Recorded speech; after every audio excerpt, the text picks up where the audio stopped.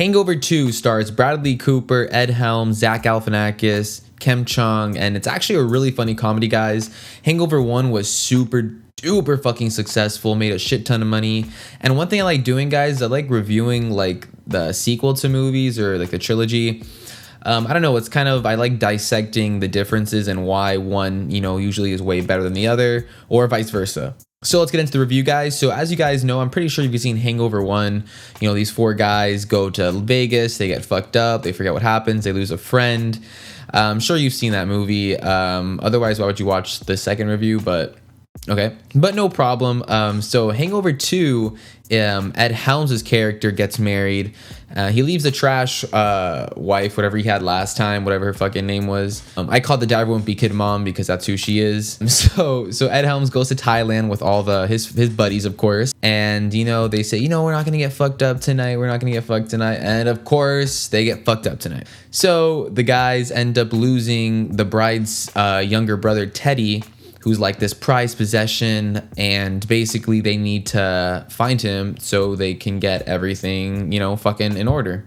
So let's get into some positives right now, guys. So I have my little handy laptop right there. So positives, the dialogue is very funny. I was scared watching this that a lot of the times I wouldn't laugh and it would be cringe, since this movie came out, you know, not too long ago. I think it was 7 years ago, but don't fact check me on that, guys. I'll probably put on the screen when it actually came out. So the dialogue is really funny. I did laugh a lot at Bradley Cooper. Zach Galifianakis, I laughed a shit ton in this movie, guys. Everyone loves Alan, obviously. He's super funny in this. The pacing is really good throughout the first act. The middle kind of drags a bit. That's where we'll get into my negatives, but the beginning is actually very well put together. I like how The Hangover does that thing where they throw like a middle or climaxing scene right in the heart of the movie. Not the heart of the movie, the very beginning. And it basically keeps you interested because right off the bat, you know, it is an easy way and kind of, I wouldn't call it a tacky way, because at least it's a little different, you know, showing the problem of the movie that way, rather than, you know, scene 1 happens and scene 2 the problem happens. This movie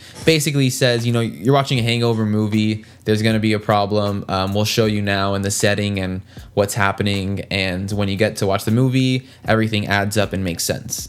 A big positive for me, guys, is the actors' chemistry in this. Bradley Cooper and Zach Galifianakis have really great lines towards each other. Ed Helms and Zach Galifianakis' characters really butt heads, but obviously makes for great comedy. The actors do have great chemistry towards another. I did laugh a lot in this movie, not gonna lie. But like, you know, humor is subjective. Comedy is very subjective, guys. So if you're looking for, you know, that tight camaraderie, friends who like to pick on each other but have a good time doing it, you're gonna laugh. I really liked Kem Chung in this too. I thought, hopefully I'm saying his name right.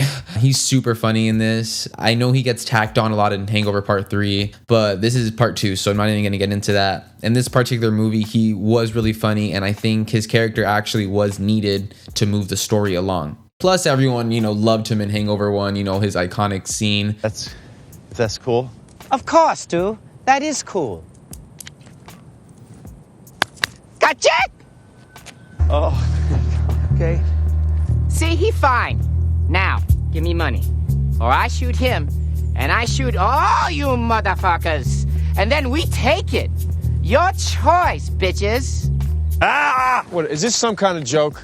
Who the hell is this? that is not Doug. What are you talking about, Willis? That him! Shit, now you give us our 80 grand back and take him with you. No, come on, man. I'll be your Doug. Oh, yeah, okay.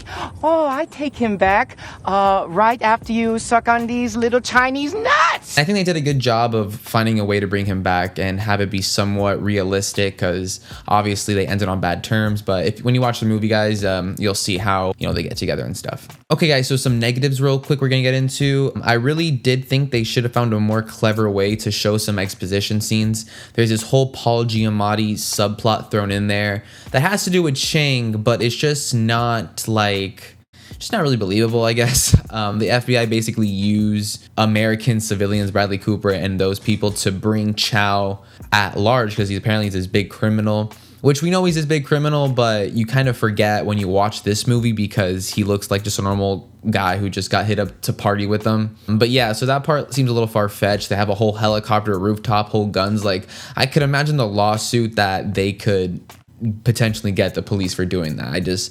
For me, guys, when something's not realistic and it's thrown into a movie that wants to be realistic, it just doesn't really work for me. There's also a scene where Ed Helms goes to the tattoo parlor and the guy instantly just pulls out his, because brief note is he has the Mike Tyson tattoo and he wants to go to the tattoo shop. And another thing is, how do they know he's the tattoo artist who gave them that too? I'm sure there's, like, guys, you can nitpick this movie all the way through, but yeah, so basically real quick, the guy shows him, the tattoo artist shows him a video of him wrecking something, but this is kind of like, I guess Twitter is a thing right now, guys, but it's not like this would be all over the place. See, the guy would just have his phone handy with this, you know, viral video of him fucking up, you know, Bangkok. I just don't, just the exposition, guys, seemed a little forced, and you kind of had to basically say, okay, I'm with the movie. You can tear the exposition to just shreds. And like I said, guys, earlier, the pacing does drag a bit in the second act because you kind of know the gif of what's going to happen. You do know that they're going to find the friend. They're going to, like, everything that you think happens when you're done with the movie anyways. So you're like, damn, that second act, I already kind of knew what was going to happen. I knew that they were just trying to buy enough time and there was going to be a thing. And it just, it really followed the first movie a lot. And it's really hard for a sequel, guys, you know, even though it wants to stay true to, you know, the franchise, it's really hard for a sequel to do its own thing in the second. You know, it's very hard to see a sequel, you know, boost tremendously. Like even like Toy Story 2, guys. I love Toy Story 2, but Toy Story 1 is the best one, and then it's 2, and then it's 3, or so on. So guys, like I said, there's a lot of nitpicks you can go about this movie. You could really tear everything down and say, oh, that doesn't make sense. How do they get to that scene? What the fuck? Why didn't they figure that? How did they, like, if you want to go in this movie, guys, have fun, really laugh, just, you know, have a really good time, you know, enjoy the characters' camaraderie, you know, just know that you're getting a Hangover Part 2 movie. There's going to be tits, there's going to be laughter, there's going to be chaos. You're going to have a good time, you know. I think definitely gets way too much hate. I don't think that, you know, Part 2, at least Part 2 itself, deserves nearly as much hate as it gets. You know, Part 1 wasn't that much better. It was a better movie. I like Part 1, you know, better, but I don't think it like demolishes this movie. I think this movie is really funny. It's I think it's shorter though. This movie is really quick. It's like an hour and a half. But watch the movie, guys. Tell me what you think. Let me know if there's parts I missed you want me to talk about. But like I said, I don't like making super long reviews. One, because it's a total mission to edit and it just takes way longer for me to get videos out to you guys. And the other reason, which isn't really that big a reason, is they get copyrighted. That's not the part I care about. I don't really care about the money. It's the fact that they get taken down. So like all the hard work I put editing in it, just the video gets deleted and I have to make a whole new video. Yeah, so guys, watch the movie. Tell me what you think. Hangover Part 2. The acting is good. Characters are awesome. It's really funny. Yes, there are holes in the plot. Yes, you could pick apart this movie scene by scene, but watch it. That's all to say, guys. Peace.